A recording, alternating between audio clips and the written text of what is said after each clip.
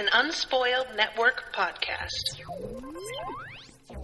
This is Spoil Me, covering The Stone Sky, Sillanagist 0, and chapters 13 and 14, and Coda. In these chapters, we find out what actually happened, and while I had thought what ended the world, so to speak, was going to be all of the Stone Eaters getting together and deciding to rebel, that was only the original plan. And it turns out the Earth had its own ideas.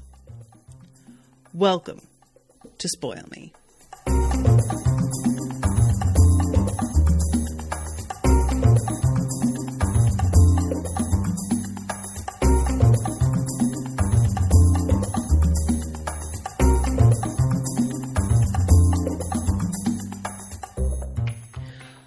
Welcome to the show, everybody. I am Natasha. Tony is in the chat. Hi, Tony. Tony is the one who had commissioned this final episode. Tony and I talked about it, and I had been certain, because I am a dodo, that this was going to be a section of about 50 pages to wrap the book. I was wrong. It is at least 100. It's probably more like 125. It took me a good 2 hours of reading to finish.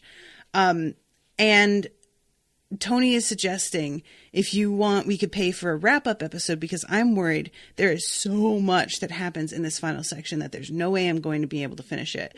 I say, Tony, we play this by ear, see how this episode goes. If you feel that it's necessary, or if other listeners listen and they would like a wrap-up episode, we can do that. And for now, we'll say that this is the last episode and see how it goes. But there is just so much ground to cover. So I want to get into it. So Sillanagist 0 is, in and of itself, just a huge story.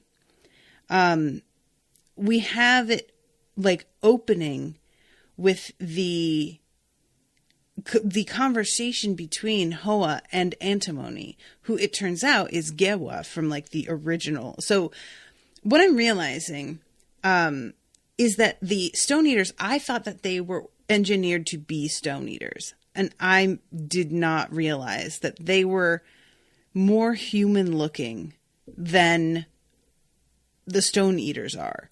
They just looked very, very different from the average unengineered human, but they still had skin and hair that was pretty ordinary. And it's not until everything starts to go wrong that they get turned into something else. So pretty much every Stone Eater that we wind up seeing is one of them from this original part of the story in Sillanagist. And those that, didn't make it are the ones that they apparently tried to create on their own, which he says that they've had some practice now and they're able to do better. But most of the ones that we have seen have been part of the original grouping that was instructed to get the nodes and the power into place. So when he is talking to Gewa, it takes a minute before you realize that she's Antimony. And also, it took me a second to realize that they are not having a conversation the way that they used to. They aren't able to do that anymore. They have to just talk to each other in the very limited way that human beings do. But they don't have that, tuning vibration sort of connection that they used to have. And then we go back to him talking about there are things Alabaster never told you about himself. I know these things because I studied him. He is part of you, after all. But not every teacher needs every protege to know of his every stumble on the journey to mastery. What would be the point? None of us got here overnight. There are stages to the process of being betrayed by your society. One is jolted from a place of complacency by the discovery of difference, by hypocrisy, by inexplicable or incongruous ill treatment. What follows is a time of confusion, unlearning what one thought to be the truth, immersing oneself in the new truth, and then a decision must be made. Some accept their new fate, swallow their pride, forget the real truth, embrace the falsehood for all they're worth, because they decide they can't be worth much. If a whole society has dedicated itself to their subjugation after all, then surely they deserve it. Even if they don't, fighting back is too painful, too impossible. At least this way there's a peace of a sort, fleetingly. The alternative is to demand the impossible. It isn't right, they whisper, weep, shout. What has been done to them is not right. They are not inferior. They do not deserve it. And so it is the society that must change. There can be peace this way, too, but not before conflict. No one reaches this place without a false start or two. So these are the two forks in the road that you can choose once you realize how bad things are. And we find out that Alabaster was going to take the first fork. He was going to accept it and not really fight back because that was the easier thing to do. But then he pushes it too far and runs away. And the reason that he ran away is because he gets involved with somebody who is an archaeologist, and they find evidence that what's going on now has been going on over and over again for like thousands of years. He was the scion of a people abused, that those people's forebears were too in their turn, that the world as he knew it could not function without forcing someone into servitude. At the time, he could see no end to the cycle, no way to demand the impossible of society, so he broke and he ran. And what they do is kind of give him time, the fulcrum does, to adjust to the fact that he is living in this world and accept it. But they never actually forgive him. They never actually let it go what he did. He settled, did what was expected of him, sired 3 children, and even volunteered to be an instructor for the higher-ringed juniors. He never got the chance to act on this, however, because the Guardians had decided already that Alabaster could not go unpunished for running away. When he met and fell in love with an older 10-rigger named Hessionite. I have told you already that they use different methods on high-ringers. So, yeah, he is the one that warns Assoon about what it is the Guardians can do to Origines. He was the first one to see them shake a person apart. So that's how they punished him, was killing somebody that he loved a year after he ran away, once he had begun to accept his role again.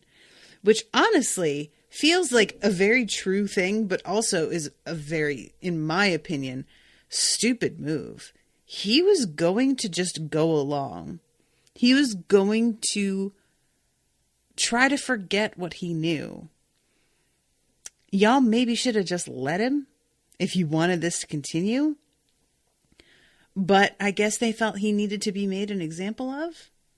It just, things wound up going the way that they went, I guess, because of the fact that he decided to break and do his own thing.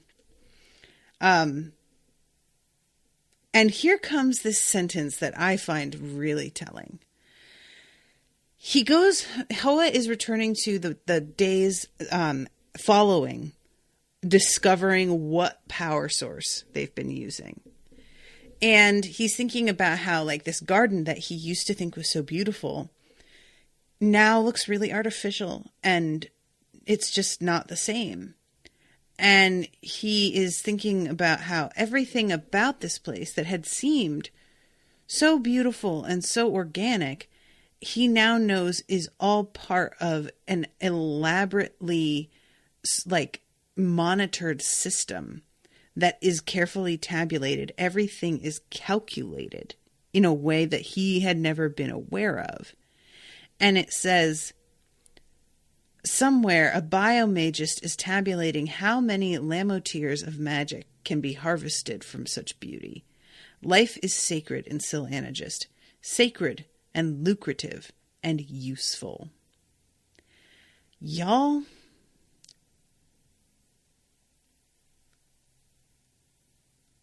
can we not? Why are we like this? Why do we just want and take and need use of things? Why are we like this? It's like, it's this horrific curse that we have as human beings where we're just never satisfied or happy or this sacred and lucrative and useful.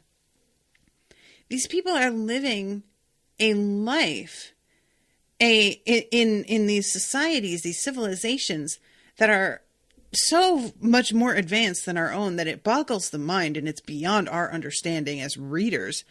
But they're not happy. They're not satisfied. It's not over. They haven't reached the point of being. And the thing is, to a point, always aspiring to be better is certainly noble in its way.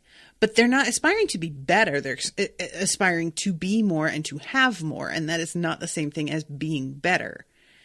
And this preoccupation with usefulness is, in my opinion, at the heart of what is wrong with so many advanced societies. We have this bizarre thing where we want to create medicines to like heal sickness or allow us to continue living for longer. We want to make robots that keep us from having to do certain jobs ourselves. We want to make genetically modified foods that will like survive droughts or pests. And that way we can combat famine. We can feed more people. We want to do all of these things in theory for a better world, but when it comes down to it, we never want to actually let anybody have any of these tools. We want to sell these tools. We never want to make life better for humanity. We want somebody to pay for their life individually to be better than someone else's life. It's never about, oh, look, we finally reached a point where we don't have to slave away and do this, this, and that anymore. No, it's, oh, robots have taken that job over, so now you have to find other work to justify the fact that you have a roof over your head and food in your mouth. We are not okay with people simply being because they are. We need them to be because they are doing something useful to us. And we have very narrow parameters on what that even means. And it's part of what's so like, and this is going to seem like I'm going way out of left field here, but this whole thing about life in Silhanagist is sacred. We have this like, oh, the sanctity of life, and life begins at conception, and all of this absurd, like, hullabaloo around fetuses and abortions and what that means, and the concept of the potential of a life. But in practice, actual lives mean less than nothing to these people that are like the most wrapped up and concerned about it. The idea of these bodies being used as a power source. I said it before, how similar this is to what's actually happening. How we run everything. All of our commerce runs on products that are made using essentially slave labor. And that is literally unavoidable. Like we don't live in a time where you can make the choice to avoid that a lot. You can have better options with certain products, but they will lie to you about where they come from, who makes them. They will upcharge and say that they're upcharging because of XYZ when in fact that's not true. we who live comfortably, and I count myself among them, even though within the hierarchy in the United States, I'm on the bottom. In the world, I'm much higher. We live on the bodies of people who are suffering and dying for us to get what we want easily and cheaply. And the people, and I say this because I saw some of the same names. In my area, KXII is the news station. And KXII will report on a story about abortion bills trying to be passed. And the comments will be full of people decrying this as a crime, as hateful, as irresponsible. When there were articles coming out a couple of years ago, there was a hurricane that caused a prison to flood. A story came out that these prisoners were not allowed out of the facility, and they lived for weeks in chest-deep water with no food in their cells, unable to escape. Many drowned, and many got ill. And I can tell you what the sanctity of life meant in those comment sections all of a sudden, because they deserved what they got. They wouldn't be in prison if they weren't bad people. If you want to avoid dying like that, then I guess don't go to prison. Spoken with all of the assurance of people who really believe that people choose everything that happens to them in life. It must be really nice to believe that. It must be really nice to never be at the whim of fickle fortune. But the sanctity of life only extends as far as they decide. It's as simple as that. And oftentimes, that extends to usefulness. Sometimes not even that far, if the usefulness is interchangeable with many other lives of similar, equal or lesser usefulness. That life as an individual person, totally irrelevant. That's nothing. That life as usefulness, is it a useful 6 out of 10 or is it a 10 out of 10? If it's a 10 out of 10, I guess we'll worry a bit more about it. If it's a 5 out of 10, we're fine. Get a different one. Oh, he died. What a shame. And it's just shocking to me that people don't see the not just hypocrisy, but the because hypocrisy is too strong a word for what I'm even trying to say. There is a basic level of respect that people do not seem to have for other human beings, that they claim to have for an unborn hypothetical child, and yet cannot muster for a fully grown human being. And I believe that is all because there is a line of innocence that they can if this child is younger than a certain number, we can say that that child never got a chance and is therefore totally innocent of whatever imagined crimes we project onto other fully grown people. And because of that, people are much more willing to throw in their lot defending unborn children and defending, for example, defenseless animals than they are other people who are full grown with actual potential, because those people are complicated and flawed and not moldable. And this is just, that line just really fucking got to me, is all I'm saying. So at this point, Hoa gets interrupted by one of the analysts who's coming in to do a checkup on him. And he basically intimidates her into going out into the garden, which he is not supposed to do.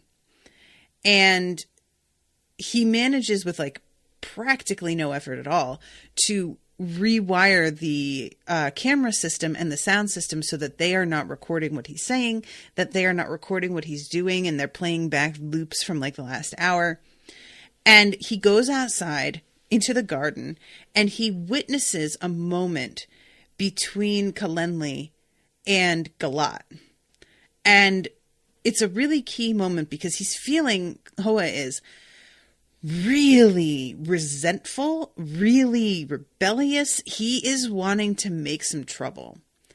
And he sees Kalenli apparently cave during an argument with Galat. But he can sense from the other way that they communicate that she is still very much not capitulating.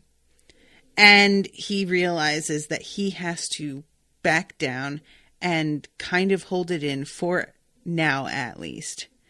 And he goes back to his cell and begins to communicate with the rest, deciding what it was that they want to do. And it's taken a while for all of them to communicate. You would really think that they'd go back to their rooms and just immediately be like, well, we're going to fuck shit up. But the truth is they are in shock. Like, this isn't just the, you and me going to see the, for example, if we went to a detention facility for immigrants, we have in a way begun to process what this means because we have read about it. We have seen videos about it. We, to a degree, know about it already. Going and seeing it, granted, would be very different and shocking and horrifying, I am positive. But it's not coming absolutely out of nowhere. For these guys, they had no idea, and everything about what they believed has been turned to a dream. They just realized they have been straight up lied to their entire lives. And there's a combination of just being like enraged and also feeling fucking humiliated because you fell for it like a fucking chump and never even thought to question it, because why would you? Of course you wouldn't, but there's no way to not feel like an idiot. And so they finally begin talking about this after a couple of days because they have all needed some time to just process what they fucking found out, come to terms with it. Some of them are immediately angry. Others are just like traumatized and basically like have their arms wrapped around themselves and are hugging themselves and trying to calm down. Like, they are all really going through their different stages of grief. So at this point, Remwa, he is the one who like starts the conversation off. And Remwa is the one we find out later that turns into steel. He is the one that's so enraged and so fucking done with all of this shit. And he says, this is what awaits us when we have given them Geo-Arcanity. We should give them nothing. No, we should give them back what they have taken. And all of a sudden, all of them are like, oh, yes, that is absolutely what we should do.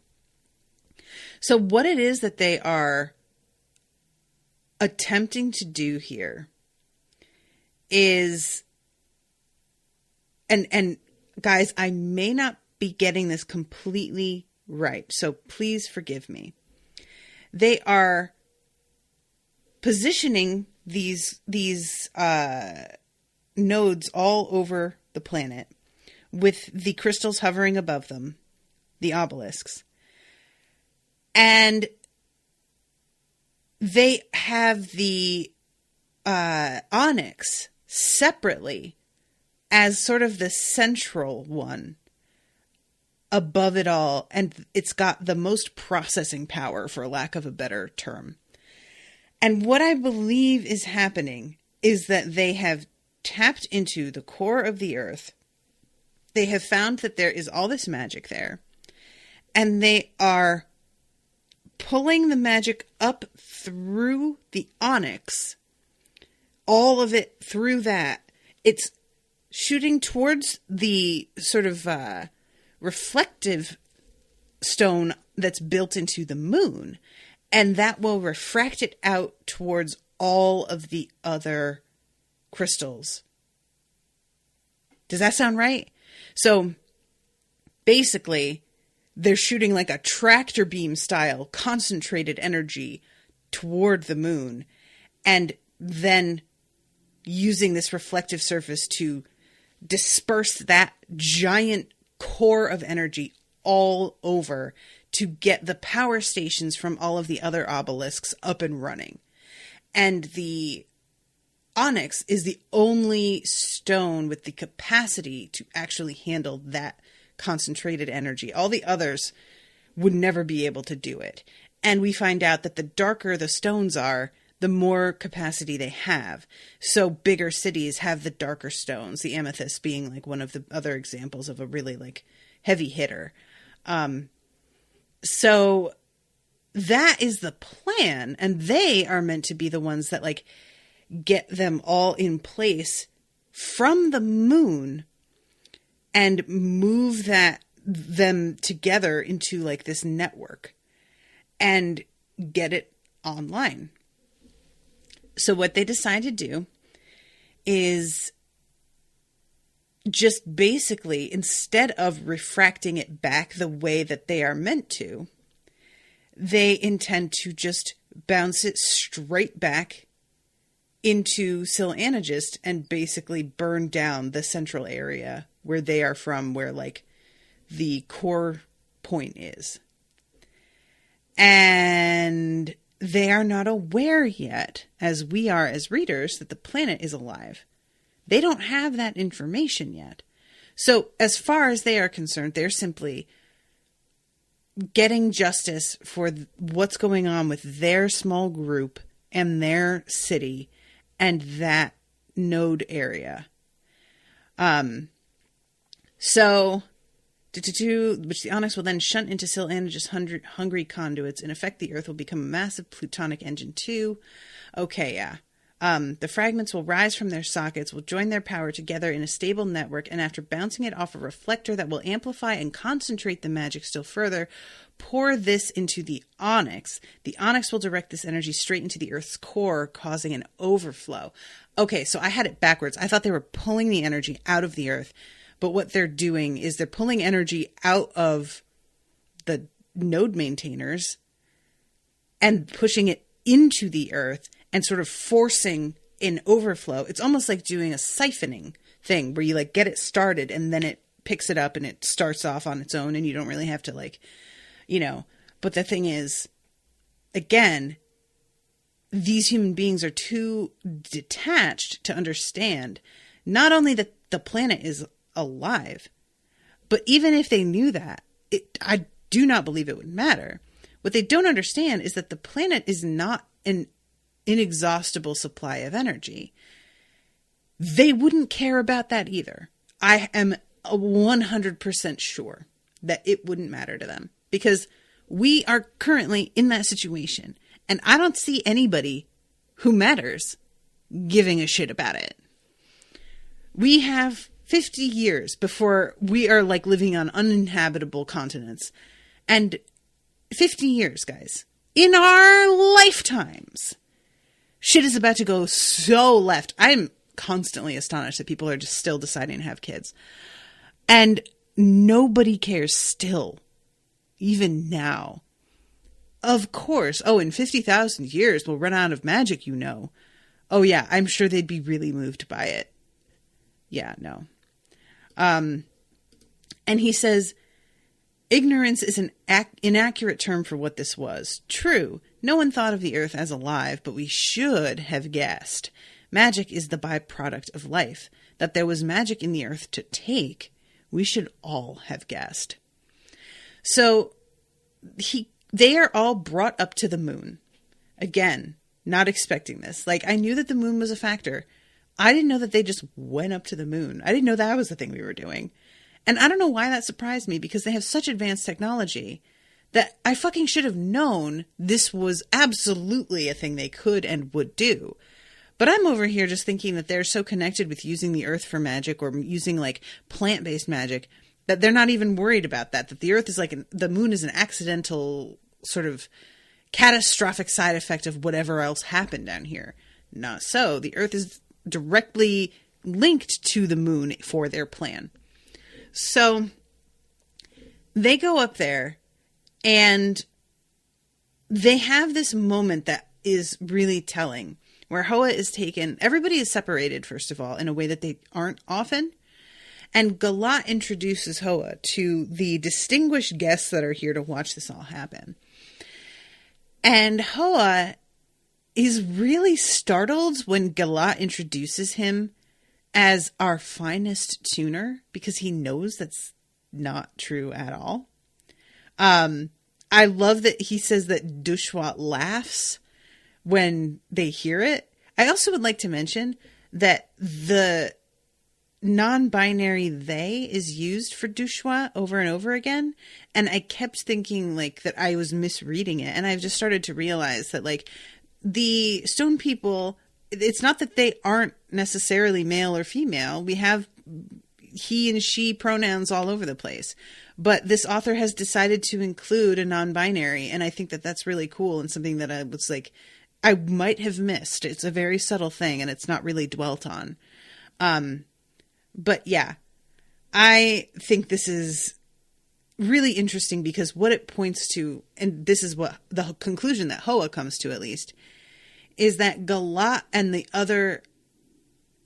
other conductors either are so fucking bad at this, so stupid really, as it comes down to it, that they can't even tell Hoa isn't particularly good at this, or what they mean by finest is just that he's the most human acting, or even less than that, because they don't want him to be human acting. He is the most, he performs in the way we want, right?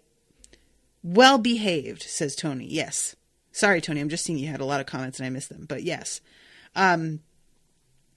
So at this point, he notices something, Hoa does, behind him, and turns around and there's this like, what feels like a just huge like iron sphere spinning above this stasis column. And he's like, what is that? And there is this woman that comes up to him and notices that he is really like being distracted by this thing. And I love that she talks to Galat and says, even with your kind, and lumps him in with all of them, despite everything Galat does to try and distance himself. It's just one of those moments of, there are so many different levels to racism. You know, there are people for whom there is the one drop rule, and it's like, no, I can tell. And, you know, your blood is tainted kind of thing. And then there are people who are like, I mean, you're not black though. And it's such a strange, fucked up spectrum where it's like, on the one hand, this person does everything that they are supposed to not be part of the community. And it does no good because you look at them and see that feature on them and immediately categorize them despite everything else about their behavior, their beliefs, and their values in the category with undesirables. And then there's the person who absolutely looks like the category that you devalue. And their features are undeniably of that group. And yet because you don't want them to be devalued, you detach them from that group. Because for you, they don't belong to it because you value this person, but you don't value the others. So they obviously can't be one of them. And that doesn't make any sense. What is even with us? Why do we do this shit? It is grotesque. So she's talking to him and says, do you want to see what this artifact is? And brings him over to look at it. And he's like really aware that there is a vibe coming off of this sphere and just doesn't understand it. Decides to use his sessing abilities to figure it out and immediately pulls back because there is nothing but magic, practically. It is almost pure magic that is so deeply powerful that the threads of it fly outside of his reach. And I mean, Hoa can reach pretty fucking far. if it's going past where he can even sense it, that's insane. That's just this, So we find out that they did this as an experiment to like bore into the center of the earth and try and find richer sources of magic. They found this. They could detect the magic on it. And they thought that they had really hit the fucking jackpot because they can't sense anything else about it. All they know is that, oh, hey, it's magic. But Hoa can sense that there is something really fucking angry here. This thing is pissed. And it's that kind of pissed that's like, I'm going to sit here and I'm going to be quiet. And I'm just going to wait for my chance. It's just waiting, as we find out. It's just biding its time. And Hoa says that it's angry.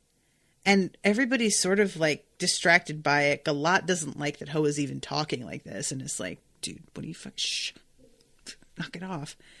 But the woman wants to know. And she's asking what he means. And Hoa says, that thing is angry. I say, furious. It doesn't want to be here. You took it from somewhere else, didn't you? Yes, we drilled the test bore at one of the Antarctic nodes. Then we sent in probes that took this from the innermost core. It's a sample of the world's own heart. The richness of magic at the core is precisely what will enable geoarcanity. That test is why we built Core Point, and the fragments, and you. I look at the iron sphere again and marvel that she stands so close to it. It is angry, I think again, without really knowing why these words come to me. It will do what it has to do. Yeah, it will. Spoilers. So I'm going to speed through the lead up to hooking into all of this. But there is a moment where Galat tells Hoa that he's the one that's going to be handling the, oh my God. Guys, help me out. The Dark Stone. Onyx. Fuck. I almost forgot. I did forget. And Kalenli is the one that was supposed to do that. And Hoa's a little bit like, first of all, I'm not exactly up to the level that I should be to do that. But second of all, what the fuck happened to Kalenli? And then he can sort of sense that Galat knew that this was a dangerous thing. And he didn't really want her to be associated with this project in the way that the others are. He wants to keep her seeming human. And so he convinces her to not do it, to leave it alone and let Hoa do it. And Hoa thinks about maybe causing a fuss and just sort of ruining Galat's day. But then he decides that he's just going to do it because who the fuck cares? We're about to blow this shit up anyway, so fine. So they tune in and things are going according to plan initially. And then there's this moment when they all have to, because reminder, all of the fragments, the obelisks, are in the ground still. They're still in the sockets that they have been built from. And part of the job that they're doing is lifting them up into the air to hover and be these sort of satellites. Well, they are pulling them out and it says, there is a stutter here and quick and barely noticeable in the heady moment, though glaring through the lens of memory. Some of the fragments hurt us just a little when they detach from their sockets. We feel the scrape of metal that should not be there, the scratch of needles against our crystalline skin. We smell a whiff of rust. It's quick pain and quickly forgotten, as with any needle. Only later will we remember and lament. So when we saw the socket from Asun's perspective, she was at the fulcrum and there were all these little needles coming out of it. Evidently, that's not how that was supposed to be. Those needles weren't meant to be there. That was part of the earth fighting back as it realized what these human beings were about to try and do. So, yeah. So then they begin to connect, and he has this really, like, surprising reaction to getting into the onyx, realizing that the onyx is, like, alive, and realizing that if you infuse something with enough magic, that it will come to life, that this is something that can be sort of created via magic. I perceive at last a secret of magistry that even Nies simply accept rather than understand. Magic, after all, is not science. There will always be parts of it that no one can fathom, but now I know. Put enough magic into something non-living, and it becomes alive. Put enough lives into a storage matrix, and they retain a collective will of sorts. They remember horror and atrocity with whatever is left of them, their souls, if you like. So the onyx yields to me now because it senses at last I too have known pain. So basically, this onyx is fucking connected so deeply with the power source of these people that it has their souls in it, essentially, and is alive due to their life fueling it. Which is really just like, yoicks. Tony says this is really like the core in Steven Universe. I don't think I've gotten there yet. Or if I have, I don't remember it. So he can tell, he says, that's what the onyx wants, justice. And because I want it too, it seems like it's cooperating with him. And all of a sudden, when they're just about to like fuck shit up, and there comes another really amazing line. I'm about to interrupt myself again, as I do when I cover this. This is what the Sillanagistines truly made us for, to affirm a philosophy. Life is sacred in Sillanagist, as it should be, for the city burns life as the fuel for its glory. Then yes, we're not the first people chewed up in its maw, just the latest and cruelest extermination of many. But for a society built on exploitation, there is no greater threat than having no one left to oppress. And now, if nothing else is done, Sillanagist must again find a way to fission its people into subgroupings and create reasons for conflict among them.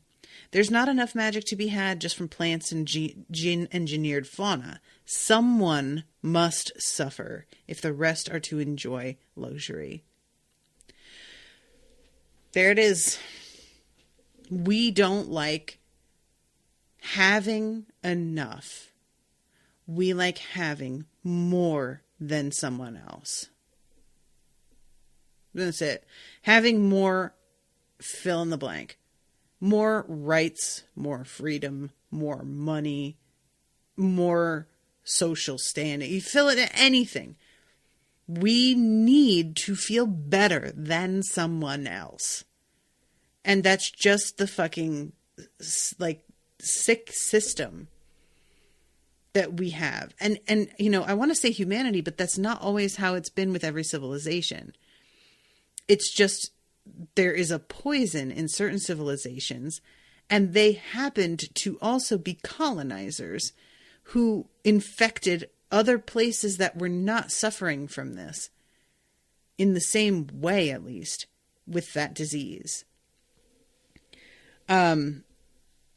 Better the earth, Sillanagist reasons. Better to enslave a great inanimate object that cannot feel pain and will not object. But this reasoning is still flawed because Sillanagist is ultimately unsustainable. Its hunger for magic grows with every drop it devours. So, he begins to carry out the mission, but then they are interrupted. This is the thing I will realize only later when I visit the ruins of Sillanagist and look into empty sockets to see iron needles protruding from their walls.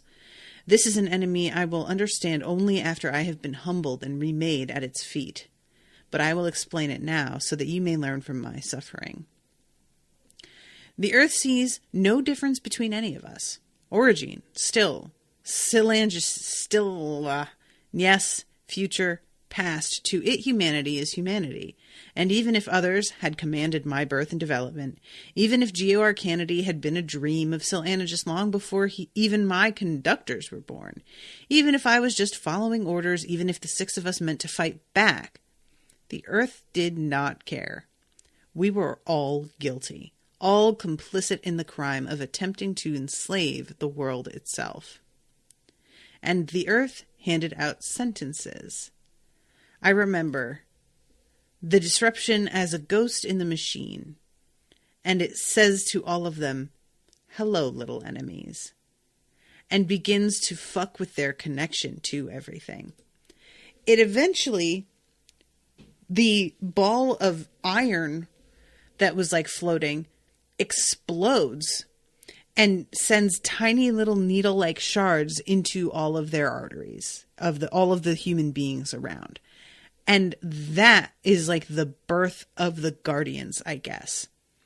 They weren't supposed to survive, and they managed to somehow, but still controlled by the earth because of these fragments inside them, which also unnaturally prolonged their lives for some reason. And this is why they go back to this place, Warrant, which is, I assume, a sort of like a recharge station. But it's like they had to build something, and it's mentioned later when Nessun is down there, that Warrant seemed to have been built really hurriedly. Like, it was not something carefully thought out and put together over time. It felt like an emergency, like they needed somewhere to go pretty much as quickly as possible in order to escape the pain, figure out what had happened to them, come up with a plan. I don't know. I would be very interested to find out more about the way that the Guardians come to be what they are, because that is a big piece of the story that's kind of missing. And I really deeply understand why this author is not that interested in getting too far into that. But I am super duper curious. And I wonder if she's talked about that anywhere. So Hoa feels the onyx like yanked out of his control, and pretty much like immediately there are 27 obelisks that get off the network immediately, and he grabs it back, but those 27 still are outside of their control. And those 27 are essentially utilized as an alternative to the onyx. If they're put together in the correct, like, sort of like crystallization, they can function as the onyx does with directing that kind of energy. So he thinks that he's grabbed it back and that he has fixed the problem, and thinks for a second that, oh, maybe it's not going to hurt us any further. I pulled the onyx back. Maybe it's done.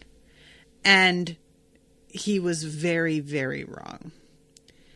I can narrate no more, because in the moment everything was nigh instantaneous, confusing, and devastating. The earth changes only gradually until it doesn't, and when it fights back, it does so decisively. The first test bore that initiated the geoarcanity alerted the earth to humanity's efforts to take control of it. Over the decades that followed, it studied its enemy and began to understand what we meant to do. Metal was its instrument and ally. Never trust metal for this reason. It sent splinters of itself to the surface to examine the fragments in their sockets, for here, at least, was life stored in crystal comprehensible to an entity of inorganic matter in a way that mere flesh was not. Only gradually did it learn how to take control of individual human lives, though it required the medium of the core stones to do so. We are such small, hard-to-grasp creatures otherwise. The obelisks were a more useful tool, easy to turn back on us like any carelessly held weapon. So, what he does here, he can sense immediately what it is that the Earth is trying to do, which is basically send all of this energy back down into all of the individual obelisks, and they will drive into the Earth, causing these enormous ruptures that will destroy life on the surface of the planet. But the Earth itself would be fine. Like, its core would still be alive. It would liquefy the surface of the planet, vaporizing the oceans and sterilizing everything from the mantle up. The Earth itself would be fine, however. We could stop it if we wanted to. And he then thinks of Kalenli and realizes that he doesn't want to just let the entire Earth fall apart and ruin civilization. It's a tempting thought, and a lot of them had been intending to do a smaller version of that by taking down Silanagist. But this is a different sort of proposition. And so he says, I am the one who chose the way the world ended. We could not stop burn down, but we could insert a delay into the sequence and redirect the worst of its energy. And we find out later that delay was for about 100 years. And that winds up being what is called the shattering. And the shattering has been referred to in previous books, but I never understood what it meant, like how that could be. And it turns out that there was like the first event of everything going horrifically wrong, but the shattering was really when all of it going horrifically wrong came home to roost, because the power sources getting brought online and everybody having this like endless supply of magic to live off of, that didn't go as planned, and that was a catastrophe, but it wasn't a like paradigm shift. The shattering is, it's just 100 years of time that humanity has to sort of prepare as best they can for it. And that, I assume, is where Warrant was built in that 100 years. So, oh my God, I've already talked for an hour and I'm still in this first chapter. Okay, I think maybe we will have to do another episode. And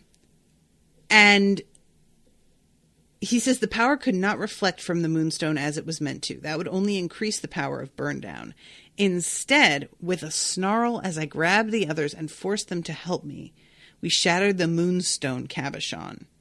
In the next instant, the power struck the broken stone, failed to reflect, and began to chew its way through the moon. Even with this to mitigate the blow, the force of impact was devastating in itself. More than enough to slam the moon out of orbit. So this is why the moon is not in orbit, also why there's a giant hole in the middle of it, which is so bizarre. I still can't get used to that. The backlash of misusing the engine this way should have simply killed us, but the Earth was still there. As we writhed in our death throes, all of Zero's sight crumbling apart around us, it took control again. I have said that it held us responsible for the attempt on its life, and it did. But somehow, perhaps through its years of study, it understood that we were tools of others, not actors on our own. Remember, the Earth does not fully understand us. It looks upon human beings and sees short-lived, fragile creatures, puzzlingly detached in substance and awareness from the planet on which their lives depend, who do not understand the harm they try to do, perhaps because they are so short-lived and fragile and detached. And so it chose for us what seemed to it a punishment leavened with meaning. It made us a part of it. In my wire chair, I screamed as wave upon wave of alchemy worked over me, changing my flesh into raw, living, solidified magic that looks like stone. So, turn to stone because of magic. That's what's been happening. It's the magic is so pure that it can't be sustained in a body. And that's why, like, when Asun was using it, that was happening to her and winds up happening later. Ooh, man. And he describes that, like, falling back to Earth and realizing that he does not have the tuning anymore to be able to connect with others. It was just, this horror of being completely alone in a way that he had never been before. That comes up so many times in the Silvanagist chapters. If I was never truly alone, I could always sense them. And all of a sudden he is. And just how, Jesus, So we could not stop the Earth's 27. We did, however, manage to insert a delay, 100 years. 100 years after Father Earth's child was stolen from him, 27 obelisks did burden down to the planet's core, leaving fiery wounds all over its skin. It was not the cleansing fire that the Earth sought, but it was still the first and worst fifth season, what you call the shattering. Humankind survives because 100 years is nothing to the Earth or even the expanse of human history. But to those who survived the fall of Silvanagist, it was just enough time to prepare. The moon vanished over a period of days. I never saw Kalenli or her child again. Too ashamed of the monster I'd become, I never sought them out. But she lived and she wound up having children, and he can sense them. And they build more tuners in Silvanagist in order to try and fix what's been happening. Those tuners died, their usefulness ended, or others blamed them for the Earth's wrath. Only Kalenli's children, who did not stand out, whose strength hid in plain sight, continued. So then we go to chapter 13, Nessun and Essun on the dark side of the world. And Nessun has been taking care of Shafa. And she finally gets up and is like, well, I guess I better go end the world now. And she says something about it to Shafa that I can't fix this, but I can make the bad things stop. With that, she gets up to leave.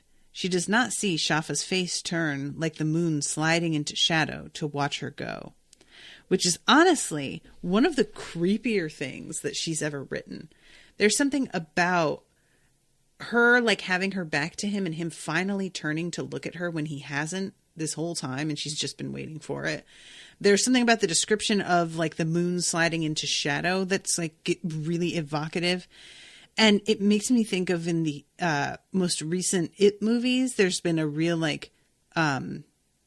they've been doing this thing where they have somebody in the background way out of focus that is moving around or doing something just odd enough, but not so odd that you necessarily even notice it the first time, that you start to realize is it hovering around in the background, disguised as somebody else or as something else.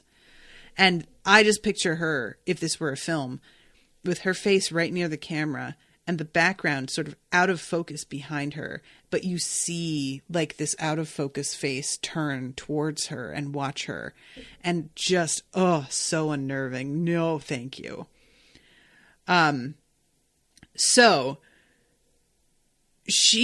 we cut from her to Essun, and Essun is sitting there looking at Lerna, thinking about how they should have had sex one last time, that he makes her feel like a better person than she is, that he has this admiration when he looks at her that she doesn't understand, and that she feels like she hasn't earned it, but she's going to try. All of this, I'm reading it and I'm like, whew, man, she has it bad. But she isn't putting that label on it. She doesn't hear it that way. To me, getting emotional. This is how I feel about Owen. He's just good. And he doesn't see it. He doesn't believe that, but he is. Anybody else can see it. And I constantly feel like I have to earn it over and over again, in a good way. But every day is another day of proving that I deserve this person. Both to him and myself, but also to the powers that be. I promise I'm not taking it for granted. I'm trying to earn it. I promise, like, don't take it away. So yeah, reading this, I was just like, that feels familiar. So it makes it all the more amusing to me when later, and I say amusing in the most fucking awful sense, when she says, I didn't even think I loved him, because I was like, oh God, of course you do. Do you hear yourself? There have been a lot of moments in my life where I have been on the brink of a really big relationship, or have been in a big relationship. And I have looked back since being with Owen and realized just not only how self-centered those relationships were, but how little of myself I was really willing to give. There are a lot of times where, looking back, I felt no need to give much because I didn't think they were giving much, was part of it. And also, I didn't know that they deserved it. And it's a very disorienting feeling to be in a relationship with somebody that I think deserves more than I can give. It's humbling. So, anyway, she comes downstairs and there are a lot more people willing to go with her than she expected, and at least as many who are wanting to say goodbye. And she is very taken aback at this. Jarka and Tonki are definitely coming with her. She finds out that Lerna is also going to come. And it looks for a second like Ika is going to come, and she has to be like, you can't do this. And Ika's like, yeah, well, I'm not gonna, but I did want to say goodbye. And there's a sort of like, something passes between them that's like Ika forgiving her without saying so. In a way that I found really moving, because it's all about body language and expression and not about what they're saying. So they have to go through the center of the earth, and it's a really harrowing journey. She thinks that they're going to be able to just go right through like she did last time. But as it turns out, fucking Steele's got his people down there trying to keep them from arriving. Basically, trying to yank her hand out of Hoa's so that they essentially vaporize. And it's pretty horrifying. And she uses her magic to defend them. At one point, she only makes things worse. She starts to sort of figure out how to do it and thinks that she has avoided the worst of it. But when they come up out of the earth, she realizes that Lerna is not there.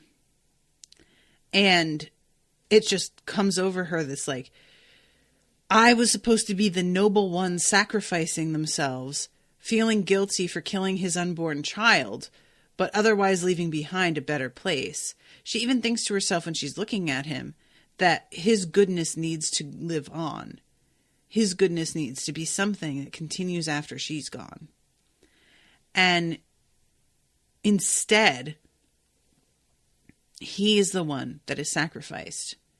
And it's just so unfair. And that's how it is, man. You don't get to choose that shit. So Nassoon, for her part, is working on getting all of the obelisks into place. And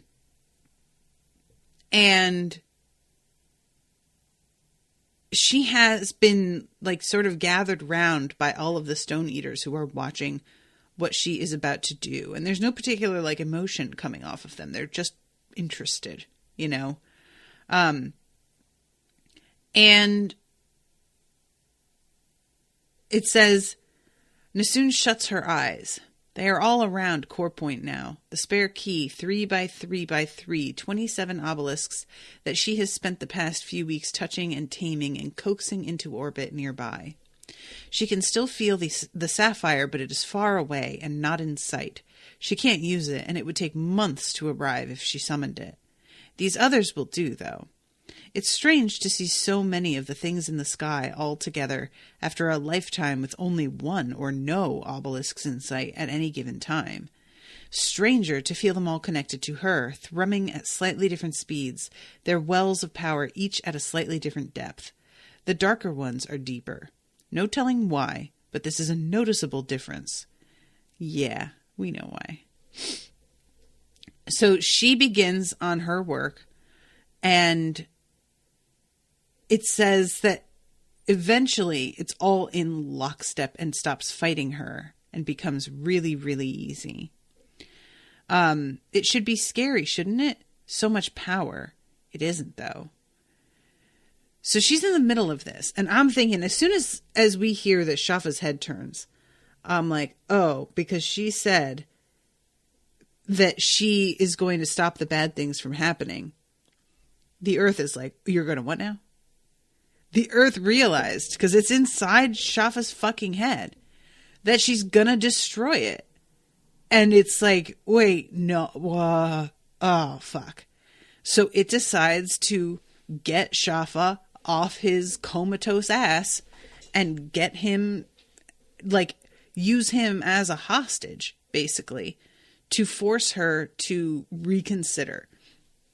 Because basically, what Steele tells her is the motivation for her deciding to end it all when she was reconsidering originally. She can't keep Shafa alive unless she turns him into a stone person, and doing that would be a selfish, cruel thing to do. The Earth is going to try and make it so that Shafa can continue to live for a little while. We find out it's a very short little while. Like, it's a couple months max, I think. But the Earth's just grasping at straws at this point in order to give her a reason to fix things rather than burn it all down. So she gets distracted, obviously, when she sees Shafa, and she begins to run toward him. But when he looks at her, it's really clear that he does not recognize her. And he just says, "Hello, little enemy," in this really deep, loud voice, and goes running through this opening into a pylon. And as he runs through, it closes behind him. And we find out, because I was like, how did Nasun even get through there? It turns out she just straight up used magic to just tear a fucking hole in it. That's it. So she has gone down there, and she comes across Warren. That's where she winds up being. And that's where all of the Guardians are during a season. Apparently, this is where they go. Now, I would love an explanation of why is it, like, there is something about these shards that brings them down here to safety during seasons. Something about these shards that keeps them alive even when they aren't eating. There's nothing sustaining them. There's no, like, feeding tubes. There's no anything. It's just pure magic somehow keeping them alive past when they should be. So she is walking through Warren and noticing how all of these, like, Guardians all look totally different, which was something that she hadn't really expected. I think that she thought they would at least look similar to one another, but they don't. And that is because they were all different races of actual human beings. So they are all, like, in these little cubby holes, like a morgue is the way that I'm thinking of it. There are dozens of strange square holes. She is reminded of the chambers in a wasp's nest, except the shape is wrong. And in every one of them is a body. And she keeps thinking that, like, there's something, if she looks into one of them, she's going to see something like feeding on one of these corpses, because she doesn't realize quite yet that they are kind of in stasis. She has to assess them before she realizes that's what's going on. And strangely, the silver threads in each guardian are reaching out to the ones around them, networking together, bolstering each other maybe, charging one another to perform some sort of work the way a network of obelisks does. She cannot guess. So yeah, just during a season, I guess this is what they do. But then from the center of the vaulted room, perhaps 100 farther feet in, she hears a sharp mechanical whir. And she comes around the corner, and Shafa is in one of those wire chairs, but he's like laying face down in it. And he has just had the operation on the back of his neck to take the shard out of him. So now he is freed of this pain. And this is really the best gift that he could have asked for in terms of the end of his life. But it's also comes at a price, because when he recognizes her and is able to slowly speak to her, and she is so overwhelmed with joy and relief that he is back and able to talk to her. But she begins to realize that the silver in him is not renewing itself the way that it does in somebody who is healthy. And this means that he is actually dying because of this thing being taken out. It is slow. He could last a few weeks or months, perhaps as much as a year with what's left. But where every other living thing churns forth its own silver almost by accident, where it flows and stutters and gums up the work between cells, there is nothing between his cells but a trickle. What's left in him mostly runs along his nervous system, and she can see a glaring, gaping emptiness at what used to be the core of his silver network in his Hesapine. Without his core stone, as he warned her, he will not last long. So it says she realizes what Father Earth is after here. It wants to live. It knows she loves Shafa. And it has remade him, offering him to Nassoon as a kind of living ultimatum. Now he can have peace without death, and if you want him to live, there is only one way. Steele never said it couldn't be done, only that it shouldn't. Maybe Steele's wrong. Maybe, as a stone eater, Shafa won't be alone and sad forever. Steele is mean and awful, which is why no one wants to be with him. But Shafa is good and kind. Surely he will find someone else to love, especially if all the world is stone eaters too. Humanity, she decides, is a small price to pay for Shafa's future. Yoicks! So we have the meetup between Essun and Nassoon. And this is really, really rough. I recently finished Parable of the Talents, and it is also written by a Black woman, and they have both got these themes of deep, consistent, recurring loss and suffering and injustice. And they both end, spoilers for Parable of the Talents, with alienation between a mother and daughter. And it feels really telling to me that they both end this way. It's a very different thing here in terms of the conclusion that Nassoon winds up coming to, because Nassoon is able at last to actually have some insight into her mother because of what her mother turns into, this crystal. That sort of behaves as like a microchip, and there is a matrix of memories saved on it that she can see and like actually read in a way, like code. In Parable of the Talents, there's no magic. It's set in our world. And the daughter, who similarly is lost for a time, really believes that her mother never really looked that hard for her. And she is lied to about her mother by the only person who ever loved and took care of her. So when they have their reunion, not only does she not think her mother really ever cared that much, but when her mother criticizes the person who's been taking care of her but also lying, she defends that person because they are the one that has raised her, essentially, and cared for her and been there for her. And that is practically precisely what is happening here. It is heartbreaking.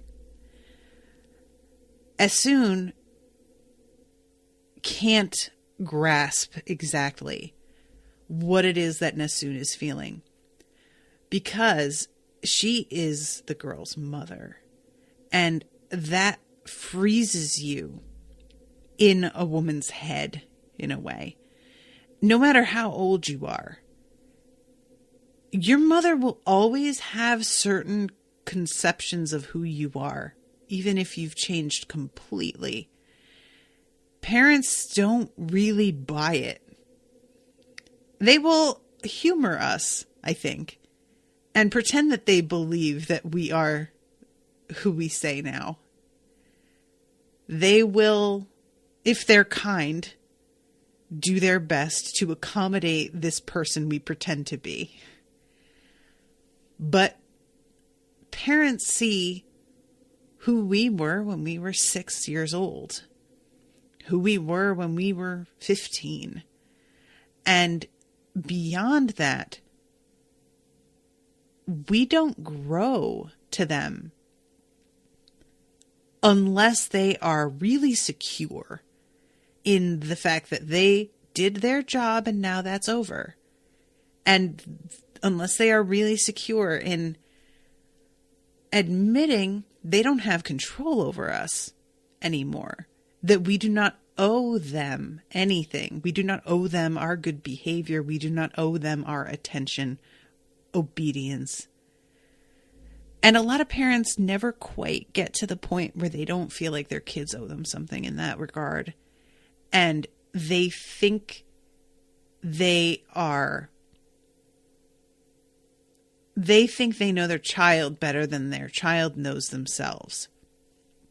And this is just like one, I think, of the bigger issues that I see amongst people who are coming of age is parents not knowing how to grant their children autonomy in a real way because they are afraid. They want their kid to be safe. They don't want to risk them being out there alone, unprotected.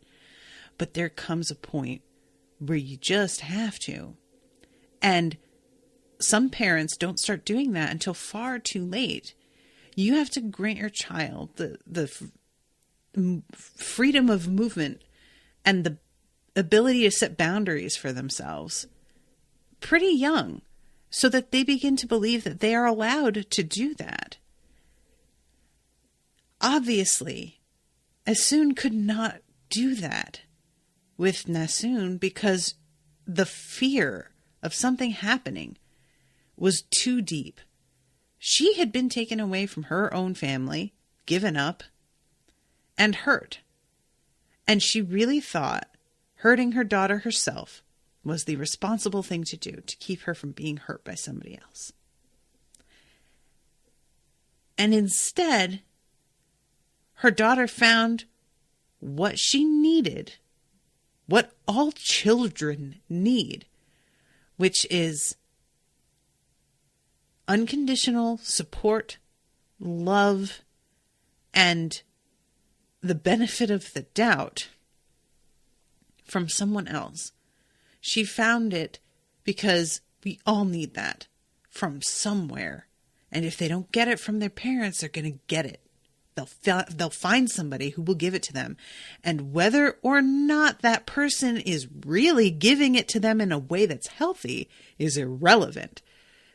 because they'll find a way to make it as close to what it is they need as they can get. It's parents' responsibility to be the safe place for their kids. They are supposed to be where kids run to when the world is hard. They are not supposed to prepare their children for the hard world by hurting them themselves, because then the child feels that nowhere is safe. Nowhere loves them. But parents do it because they love their kids. And I get it. I can't imagine having to make those choices. That's why I don't want fucking kids. It's too much. There's just too much responsibility, guys. Can't. No, sir. Doing this kind of damage because you love so much and it resulting in the exact opposite of everything you wanted is the cruelest joke. Like, it's just, it's mean-spirited. And I'm not mad at Nasoon for reacting the way that she does. Nasoon walks up in here and is startled, first of all, at how much her daughter has grown. And how her origin-y is like fucking on point. And is just like, holy fuck, but she's got power. Like, what is happening? She asks Nasoon, are you all right? And Nasoon says, I need to help Shafa. She looks away, and it bothers you that her concern so plainly isn't you. Girl, she's over you. I appreciate that you came to find her anyway, even though you considered just leaving her to her own devices. I'm glad that you did this because she did need it. In the end, she did. But you don't walk back into this life this way and expect her to not resist everything that you represent, you know? You go stiff. Nasoon has heard from Shafa of what he was like before Mayav. She knows intellectually that the Shafa you knew and the Shafa she loves are wholly different people. She's seen a fulcrum and the way in which it warped its inmates. She remembers how you used to go stiff, just the way you are now, at even a glimpse of the color burgundy. And finally, here at the end of the world, she understands why. She knows you better now than ever before in her life. And yet, to her, Shafa is the man who protected her from raiders and from her father. He is the man who soothed her when she was afraid, tucked her into bed at night. She has seen him fight his own brutal nature and the earth itself in order to be the parent she needs. He has helped her learn to love herself for what she is. Her mother, you, have done none of these things. And in that pent moment, as you fight past the memory of Inan falling to pieces and the burning ache of broken bones in a hand you no longer possess, with "never say no to me" ringing in your head, she intuits the thing that you have until now denied, that it is hopeless, that there can be no relationship, no trust between you and her because the two of you are what the stillness and the seasons have made you. That Alabaster was right, and some things really are too broken to fix. Nothing to do but destroy them entirely for mercy's sake. So she starts to walk away, and Nasoon is just desperate to say something to stop her and get her to turn around. She keeps talking, and at one point Nasoon says, like, look at me when I'm talking to you. And the fact that Nasoon does not respond makes her sort of stop dead. And finally, all Nasoon can think to fucking say, no, Nasoon, is, I know about Jija. To which I'm just like, girl, what are you thinking? Are you serious? You're going to bring up that she killed her dad right now? This is the thing you leap to in order to try and establish some kind of connection between the two of you? What is wrong with you? What are you doing? And sure enough, she just gets fucking angry. Like, why wouldn't she? Christ. So she takes off. And Nasoon is trying to say, like, well, maybe I can help. Which is one of the first things that gets Nasoon to slow down a little bit. But then when she says, help me, you look beyond her and see that she was heading for another of the pylon buildings. You conclude that you have to keep her from going up there. Yes, Nasoon, you're out of words. You're willing her to feel what you feel. Nasoon, it's not working. She says in a voice as hard as stone, I need to use the obelisk gate. What? You can't. I will. She's thinking, I don't need your permission. To do what? But it's too late. She's done. You said you would help, but then hesitated. She's Shafa's daughter too, in her heart of hearts. Earth fires, two fathers, and you, of all people, to shape her. Is it any wonder she's turned out the way she has? So she says, don't follow me anymore, Mama. And Nasoon begins to come after her, and she uses a combo of originy and magic to just yank a fucking wall out of the ground to block her way so that Nasoon cannot follow her. And Nasoon is just like, holy shit.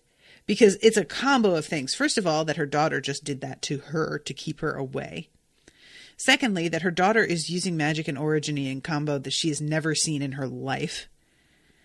And third, that she now knows exactly what the fuck it is that Nasoon is about to do. Which, Jesus Christ. And she's still trying to piece together exactly how this will work. But Tonki is the one who looks up at the sky and sees all of the obelisks and is like, I mean, that's kind of the formation of like emulating a giant crystal because it's a lattice formation. And that's when she really puts it together. The onyx is on the other side of the world. She's using these because there was here to do the same job. And that is what Nasoon decides to try and link into in order to slow her own daughter down. Earlier, Tony said to do the first 2 chapters out of 3. This is the 3rd chapter. I think, Tony, what do you think if I just go and make this a 2-hour long episode? May as well, right? Because I'm like partway into the 3rd. So I feel like that works. So to Tonki, when Nasoon realizes, she turns around and just tells her, all of you need to get as far away from me as you possibly can. And Tonki, bless her heart, does not argue, does not ask questions. She just fucking goes. Oh, if there were more people like that in the world. I am not somebody who likes mindless obedience. But there are times where you just need to accept that somebody is to be trusted and knows more than you about a thing and just shut the fuck up. It's fine. Doesn't mean that you're not smart. It doesn't mean that you're a mindless drone. It just means you're using your common sense and context to know that maybe you should listen to a person. It's just, that's fine. So she realizes that she has to reach the onyx. And she's like trying to think, how the fuck can she get it over here that quickly? And she thinks also, I'm going to need magic to do that. And I can find magic, but like not enough. Not really. What am I supposed to do here? And then she does this thing that is frankly bonkers. Honestly, it's kind of like a mercy. She doesn't think of it as a mercy because she's not thinking about them at all.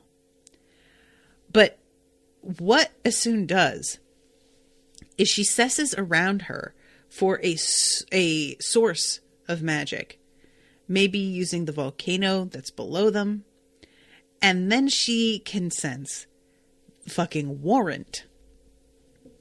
There is a familiar, ugly buzz at the back of your mind when you touch this network.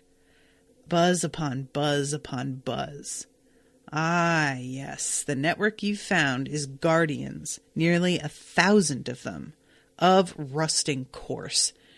You have never consciously sought the magic of them before, but for the first time you understand what that buzz is. Some part of you, even before Alabaster's training, felt the foreignness of the magic within them. The knowledge sends a sharp, near-paralyzing lance of fear through you. The network of them is close by, easy to grab. But if you do this, what's to stop all these guardians from boiling up out of warrant like angry wasps from a disturbed nest? Don't you have enough problems? So, what is it that she does? She reaches down and she pulls all of the magic out of them. All of the threads that trail from their sesapine. And that basically kills all of them. Wow. The iron shards themselves, tiny depositories of the evil earth's will. You make it all yours, yoke it tight, and then you take it. Ooh. There is no kindness in the way you're doing it. You don't hate them, you just don't care. You snatch the iron from their brains and every bit of silvery light from between their cells, and as you feel them crystallize and die, you finally have enough magic from your makeshift network to reach the onyx. It listens at your touch far away above the ashscape of the stillness. And it considers her request because, reminder, it's alive. And it looks her up and down and just sort of checks her out. And I love this detail. You know yourself examined again, more closely and with skepticism, since your last request was for something so frivolous. Merely wiping out a city? You, of all people, did not need the gate for that. What the onyx finds within you, however, is something different this time. Fear for kin. Fear of failure. The fear that accompanies all necessary change. And underneath it, a driving need to make the world better. Somewhere far away, 1 billion dying things shiver as the onyx utters a low, earth-shaking blast of sound and comes online. Guys, what does that mean? 1 billion dying things shiver as the onyx. Is it all of the, were there billions of souls inside the onyx? That feels like too many. I thought that there were tens of thousands. Billions. Really? That's what Tony is saying. That's what the onyx is, souls/energy. I just didn't think that there were that many. But, okay, I will accept it. So Nasun, for her part, she's busy doing what she's doing, but she can sense what's going on with her mother. It's just that she doesn't have the time or attention to spare. So she just has to keep doing what she's doing and hope that she will beat her mother. And as she's doing this, she thinks of Shafa and sort of gets distracted again. This keeps on happening to her. It's impossible not to understand that Nasun has known Shafa for barely more than a year and does not truly know him given how much of himself he has lost. But through her determination, there is a glimmer of doubt in her mind. It is nothing more than that, barely even a thought. But it whispers, "Do you really have nothing else? Is there not one person in this world besides Shafa who cares about you?" And this is told from Hoa's perspective. I watched Nassoon hesitate, fingers curling, and small face tightening in a frown, even as the obelisk gate weaves itself into completion. I watched the shiver of energies beyond comprehension as they begin to align within her. I lost the power to manipulate these energies tens of thousands of years ago, but I can still see them. The arcanochemical lattice, what you think of as mere brown stone, and the energetic state that produces it, is formed nicely. I watch as you see this too, and understand instantly what it means. I watch you snarl and smash apart the wall between you and your daughter, not even noticing that your fingers have turned to stone as you do it. I watch you run to the foot of the pylon steps and shout at her. And in response to your sudden, raw, incontrovertible demand, the onyx blasts out of nowhere to appear overhead. The sound of it is titanic, a low, bone-shaking blat. The blast of air that it displaces is thunderous enough to knock both of you and Nassoon down. She cries out and slides down a few steps, coming dangerously close to losing her grip on the gate. You cry out as the impact makes you notice your left forearm, which is stone, and collarbone, which is stone, and left foot and ankle. But you set your teeth. There is no pain in you anymore, save anguish for your daughter. No need within you but one. She has the gate, but you have the onyx. And as you look up at it, the moon glaring through its murky translucence, ice-white iris in a sclera sea of black, you know what you have to do. With the onyx's help, you reach half a planet away and stab the fulcrum of your intention into the wound of the world. The rifting shudders as you demand every iota of its heat and kinetic churn, and you shudder beneath the flux of so much power that for a moment you think it's just going to vomit out of you as a column of lava, consuming all.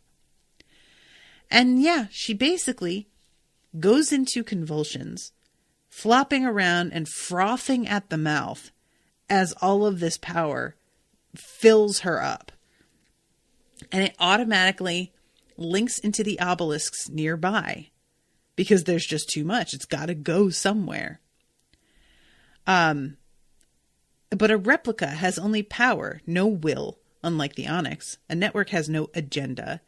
The Onyx takes the 27 obelisks and immediately begins eating into the rest of Nassoon's obelisk network. Here, though, its will is no longer paramount. Nassoon feels it, fights it. She's just determined as you, just as driven by love. You for her, and she for Shafa. And at this point, this is when things start to really crystallize, for pun intended. These energies that they are both dealing with begin to clash up against one another, and Nassoon is straining on her end, and Nassoon is trying to fight back. And all of a sudden, Nassoon realizes she can't keep fighting anymore. That the both of them are going to die unless she gives in. And she wants so badly to stop her daughter from doing this, but she's realizing that the two of them are too alike, and her daughter's not going to give in and not going to give up. And she even recognizes, looking at her daughter and seeing that her daughter's arm has begun to turn to stone itself, that her daughter has come to terms with the fact that she is going to die. So there's not even any fear in Nassoon because of this. She came into this knowing what was going to happen. That's no leverage. You can't be like, but you'll die. She fucking knows. So Nassoon lets go. And she says, I'm sorry, Nassoon. I'm so sorry. Goodbye. And Nassoon feels her mother drop it. And looks up and is just like, wait, what? And she looks over and sees her mother turning to fucking stone. And her mother is smiling at her and crying. You look up at her and it strikes you. Your little girl. So big here beneath the onyx and the moon. So powerful. So beautiful. and you cannot help it. You burst into tears at the sight of her. You laugh, though one of your lungs has gone to stone and it's only a soft wheeze instead. So rusting amazing, your little girl. You are proud to lose to her strength. She inhales, her eyes widening as if she cannot believe what she is seeing. Her mother, so fearsome, on the ground, trying to crawl on stone limbs, face wet with tears, smiling. You have never, ever smiled at her before. And then the line of transformation moves over your face and you are gone. Still there physically, a brown sandstone lump frozen on the lower steps with only the barest suggestion of a smile on half-formed lips. Your tears are still there. She stares at these. She stares at these and sucks in a long, hollow breath because suddenly there is nothing inside her. She has killed her father. She has killed her mother. And Shafa is dying. And there is nothing left. Nothing. The world just takes and takes and takes from her and leaves nothing. But she cannot stop staring at your drying tears because the world took and took and took from you too, after all. She knows this, and yet for some reason she does not think she'll ever understand. Even as you died, you were reaching for the moon, and for her. She screams, clutches her head in her hands, one of them now halfway stone, drops to her knees, crushed beneath the weight of grief, as if it is an entire planet. The onyx, patient but not, aware but indifferent, touches her. She is the only remaining component of the gate that has a functioning complementary will. Through this touch, she perceives your pain, your plan, as commands locked and aimed, but unfired. Open the gate, pour the rifting's power through it, catch the moon, end the seasons, fix the world. This, Nassoon sesses, feels, knows was your last wish. The onyx says in its ponderous, wordless way, execute, yes, no. And in the cold stone silence, alone Nassoon chooses, yes. So, their relationship does not have to be healed exactly for her to forgive a little.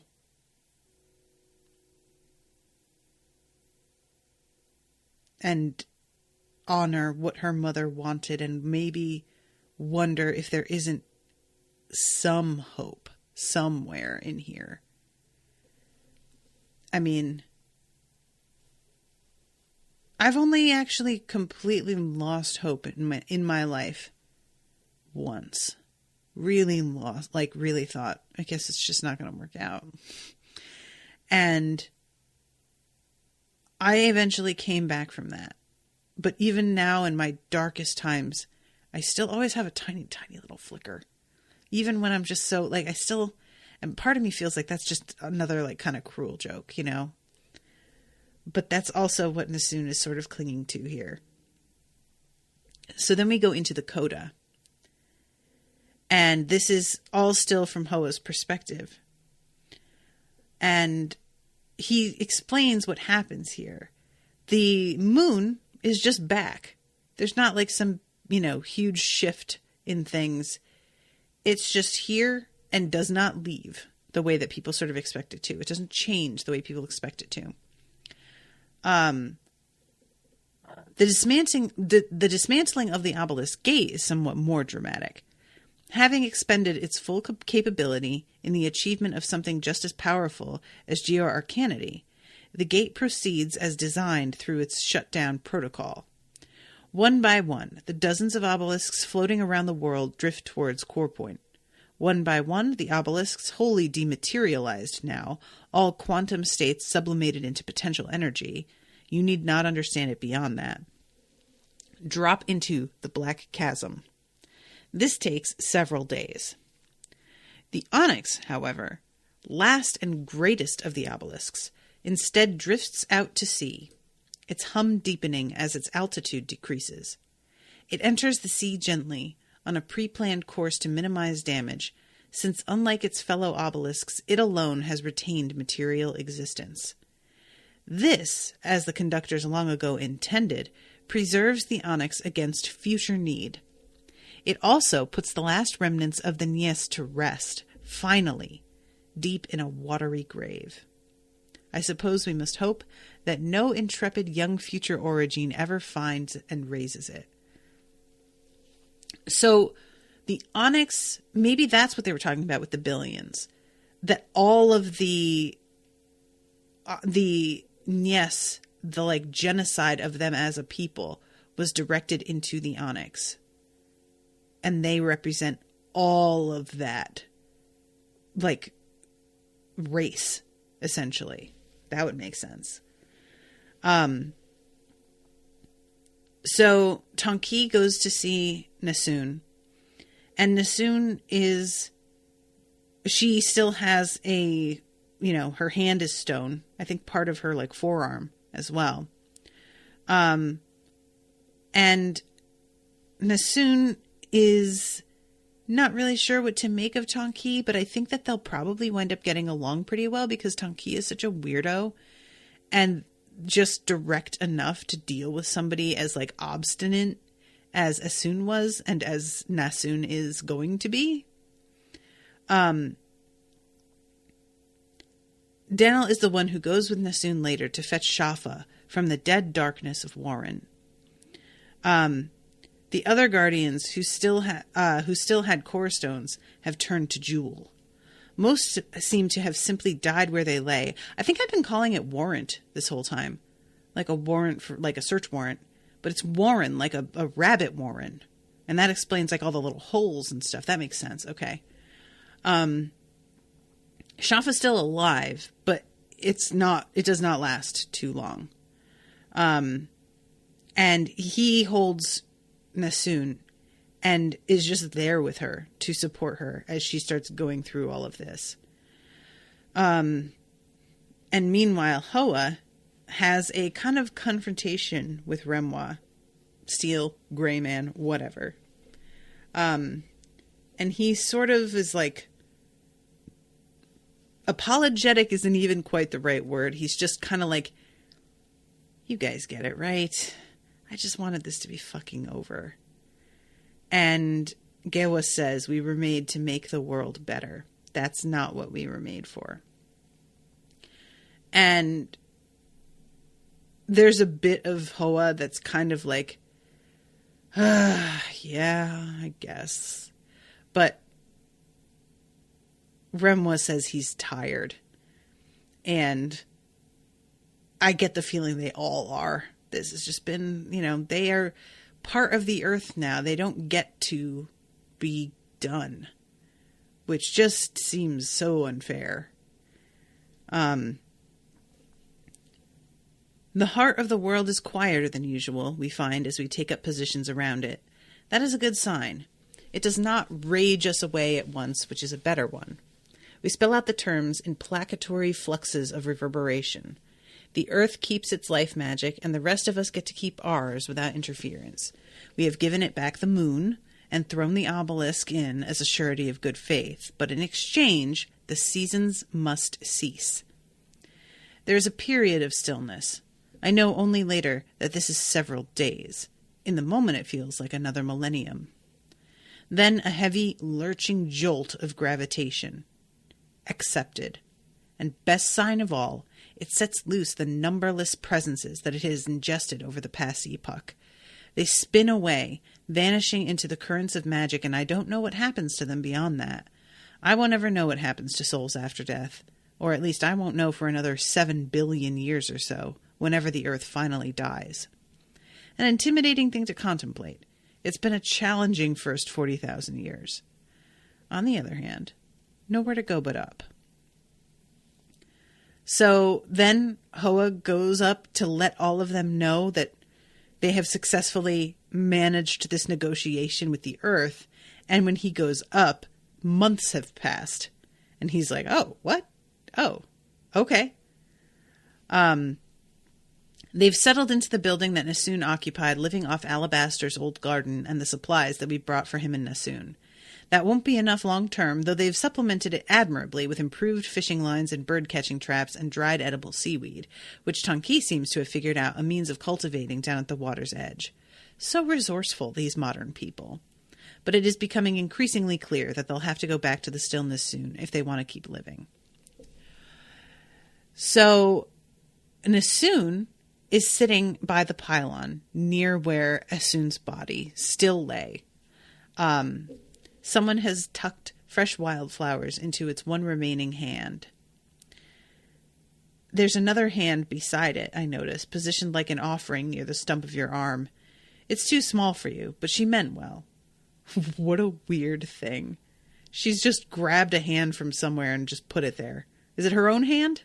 I assume? The one that turned to stone she broke off? That's really something. I like it. And he tells her that she won't see Steele again, and she apologizes. She's kind of feeling like we had a deal, but I didn't do it. And wow, girl, so not your problem. Don't worry about it. She asks if Hoa will bring the rest of them back to the stillness, even though it'll be dangerous. And he's like, and it won't be dangerous now. It's not like it was. And you can take the vehicle back to the stillness. And she's sort of like, I mean, cool, but also I don't really want to, which I really, really get. And he's like, I'll power it up. Don't worry. You don't have to touch the thing. You don't have to do anything with that. The charge should last 6 months or so. So you just have to leave within that time. And then she says, because she says that she doesn't know if she even can power it up, because she's in the same position her mother had been, where if she does originy now, all of her turns to stone. Like, she keeps sacrificing pieces of herself when she uses that ability. So she says, I don't know what will happen to Origines. And he finds it interesting that she still thinks of herself as one, even though she doesn't really have a connection to that ability anymore. And he tells her that surviving is going to require cooperation. And she's like, yeah, but opportunities like to cooperate, they are normally based on need. And if the seasons are over, they don't even need us anymore the way that they did. They didn't even want to admit they needed us, and they hated us and killed us. And now they don't even need us. There's nothing to recommend us. And Hoa says, and you won't need them either. With the end of the seasons and the death of all the guardians, it will now be possible for Origines to conquer or eliminate Stills if they so choose. Previously, neither group could have survived without the other's aid. Nassoon gasps. That's horrible. I don't bother to explain that just because something is horrible does not make it any less true. This is interesting. With the end of seasons and the death of all the guardians, I'm trying to think like what parallel there could be to that in our world. Like if all cops disappear, if we just stopped having cops in prisons and we were just like suddenly not able to just call police because we saw somebody dark skinned on our street. Maybe. There won't be any more fulcrums, she says. I think they're wrong, but I don't know how else. Fulcrums are wrong. Imprisonment of Origines was never the only option for ensuring the safety of society. Lynching was never the only option. The nodes were never the only option. All of these were choices. Different choices have always been possible. They're not going to choose anything different. They will if you make them. I don't have Originy anymore. Originy was never the only way to change the world. And I love this. She does not balk at the notion of forcing people to be decent to each other. Only the methodology is a problem. You know what? This is what I'm saying. This is why we need socialism. Fuck. Obviously, socialism doesn't cure racism or anything like that. But sometimes you got to make people do the right thing because people are fucking trash and they don't do it because it's the right thing to do. When people are alone with their choices, they will do what benefits them 95% of the time, maybe more. So I really enjoy this. She's just like, yeah, I'll make them. Well, I guess I'll figure it out. I can't use Originy to do it, but I don't know. So he goes and charges up the vehicle, and he goes to the heart of the mountain beneath Core Point to attend to Assoon. And it turns out that he has gotten all of the pieces of her and is making a version of her from a boulder egg. Such a weird thing. I have told you this story, primed what remains of you to retain as much as possible of who you were. So this whole book is meant to be Hoa telling her all of her life story that he has gotten information together about in order to be able to relay it as accurately as possible. Not to force you into a particular shape. From here on, you may become whoever you wish. It's just that you need to know where you've come from to know where you're going. Do you understand? And if you should decide to leave me, I will endure. I've been through worse. So I wait. And then one day deep in the fissure where I have put you, the geode splits and hisses open. You rise from its spent halves, the matter of you slowing and cooling to its natural state. So he kind of asks her what she wants and why she wants it. And she asks him first. He says to be with you. And she asks whether she's friends or family to him. And he says both and more. We are beyond such things. But what do you want? I want the world to be better. I have never regretted more my inability to leap into the air and whoop for joy. Instead, I transit to you with one hand proffered. Then let's go make it better. I really, really like this because he just wants her to be who she is. And that one answer is absolutely it.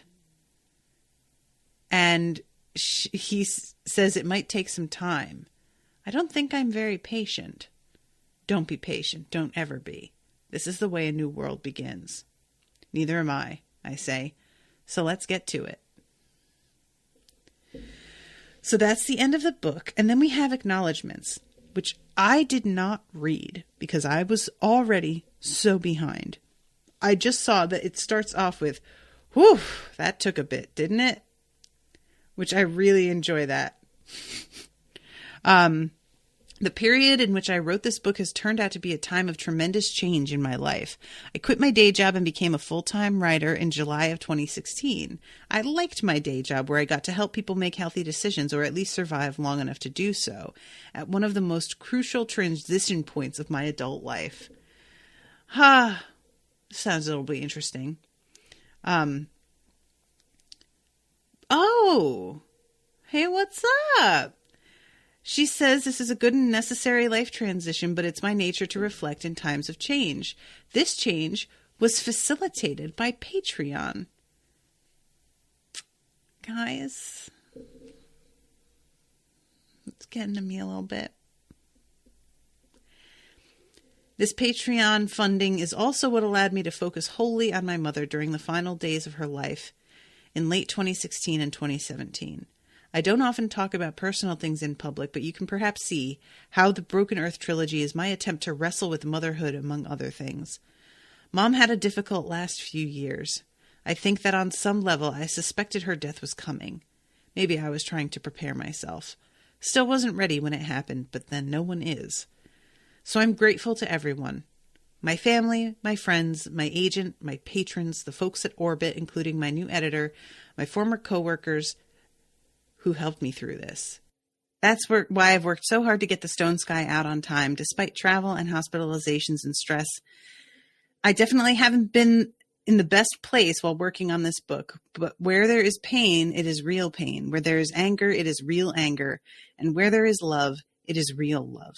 You've been taking this journey with me, and you're always going to get the best of what I've got. That's what my mother would want. Shut up, N.K. Jemisin. Get out of here. I hate you. Ugh, making me feel shit. I hate it. Rude. Inconsiderate. That's very touching to me, though, that she got this like to where she is because of Patreon. I always appreciate hearing about other people's success stories in that regard. This book, you guys, I just want everybody to read it, man. I really want Rashawn to read it, but I also don't yell at me though. I actually have said that to her already. I've talked to her about it. I'm like, yeah, if you read it, I don't want you to come yelling at me, please. You can come crying to me about it because that's just fine. But I don't want to be blamed for it because, yeah. Tony says it was required reading in high school English. Not for us, kid. Oh, should be. Okay, I thought you were saying for you, and I was like, well, damn. Oh, I'm 31. Yeah, that's right, because you were just finished writing this a few years ago. That would make sense. Yeah, I just thank you guys so much for commissioning this and for especially giving me a bunch of extra time to talk about it. That's the key thing. I would have had to cut it down significantly, the number of pages covered for each episode, because otherwise there's just no doing this justice. There's so much going on. And I can't get over how beautifully she has laced together really deep thematic elements with really riveting science fiction. Those two things can feel very ham-fisted when they are put together. It can be awkward, man. And I just can't believe how perfectly they go together. I would love to ask her what caused her to choose Earth magic and Rage of the Earth as the theme. And it's interesting that this is a mother-daughter story, but the angry thing is called Father Earth rather than Mother Earth. And why? I'm curious about that as well. What was it? Simply because Father Earth sounds a little bit more alien, a little bit more detached?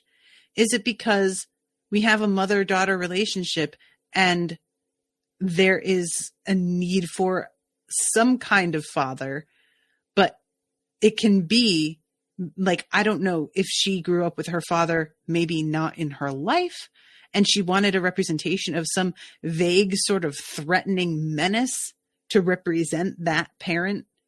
Or if it was simply well, we always say mother here, and I wanted it to be a little bit less familiar, Yeah, I would be really interested. God, it would be cool if I could talk to her and just be let me ask you a million things. So I'm way over time. Good God. I'm going to wrap up. I feel pretty satisfied, but Tony, if you want to do another episode, or if Denise wants to, I would be game to do that, but I feel pretty good leaving it here. So it's up to you. Thank you guys so much for supporting me in this and being there while I cried inevitably. Oh, God, just never fails. And, oh, Tony, this feels good. Thank you so much. You rock. Oh, thanks, buddy. Yeah, so I really hope other people read this. I'm going to recommend it, but I always will have to recommend it with the caveat that, if you're ready for some emotional shit, just strap in, kids. Wow. Well, that was very satisfying, though. I didn't know how this could end in a way that felt good. And I just really didn't know what she was going to decide to do. If she had decided to end the world, I wouldn't have been that mad about it, But I like this. I like this ending. I feel satisfied with it. It's not perfect at all. Like, things are going to be tough, but it's hopeful. And that's okay. All right. Well, I'll be seeing y'all around. Toodaloo, motherfuckers.